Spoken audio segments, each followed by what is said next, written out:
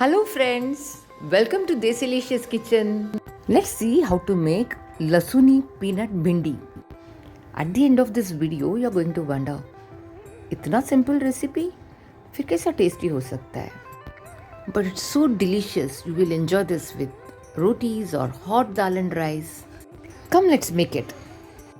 So here I'm heating half cup oil, adding mustard seeds, a small pinch hing and curry leaves. Add the okra and cook it till it becomes golden brown in color. If you want, you can also deep fry the okra, but I prefer the stir fry version as it is much more healthier.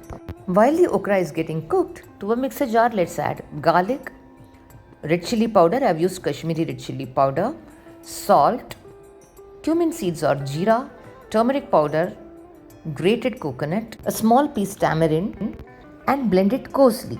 Now let's check our okra. It's now golden brown in color. Let's add the paste that we made to it and mix it well.